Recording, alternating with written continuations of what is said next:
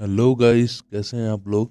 आज मैं आपको एक बहुत प्यारी कहानी सुनाने वाला हूँ जो आपको ज़रूर सुननी चाहिए। आपके डेली लाइफ में बहुत काम आएगी। एक गुरु और शिष्य होते हैं।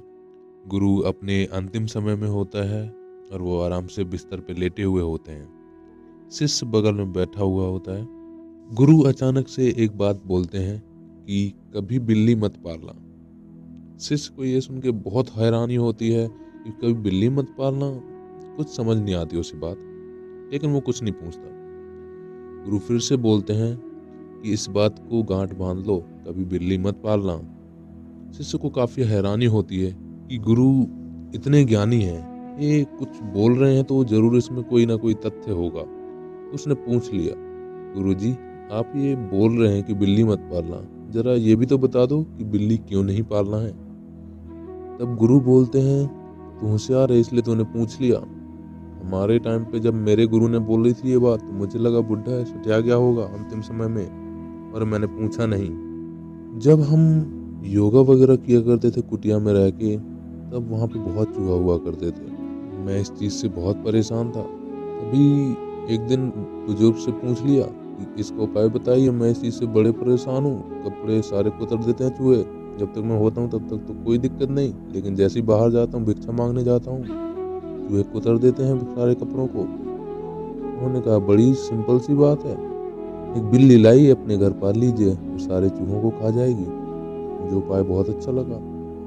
मैंने एक बिल्ली पाल ली और जैसा उन्होंने कहा था, बिल्ली सारे चूहों को खा गई और मेरी समस्या दूर हो गई। लेकिन अब दूसरी एक समस्या खड़ी हो गई।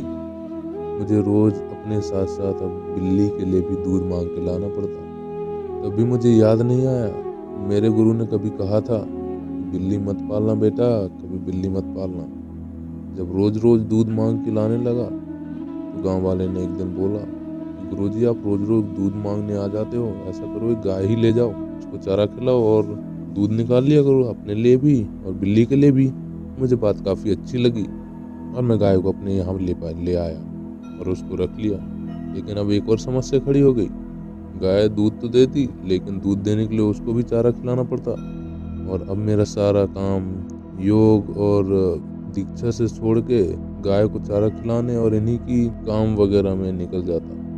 ये भी एक बहुत बड़ी समस्या थी। मैं परेशान रहने लगा।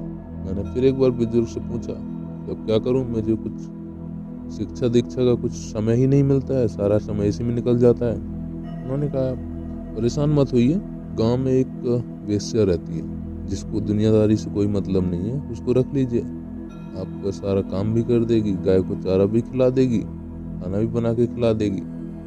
ठीक है, वेश्या रख लिया अपने पास।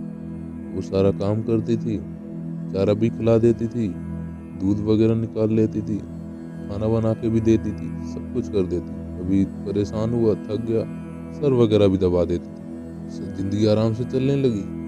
फिर क्या, एक नई समस्या, प्रेम हो गया। प्रेम हो गया, शादी हो गई और बच्चे हो गए, हो गई तपस्या। सात्विक जीवन में लगे हुए थे, सांसारिक जीवन में आ गए। कहने का मतलब है, कुछ भी अचानक से नहीं होता। जब भी हमारे साथ कुछ होता है तो हम सोचते हैं कि ये मेरे साथ क्यों हो गया, लेकिन हम ये नहीं सोचते कि चीज़ें कहाँ से धीरे धीरे स्टार्ट हुई थी। धीरे धीरे स्टार्ट होते होते चीज़ें बहुत बड़े लेवल तक पहुँच जाती हैं और अभी हमें कभी ध्यान ही नहीं आता कि चीज़ें कहाँ से स्टार्ट हुई थी और हम बहे चले जा रहे हैं उन्हीं चीज़ों में।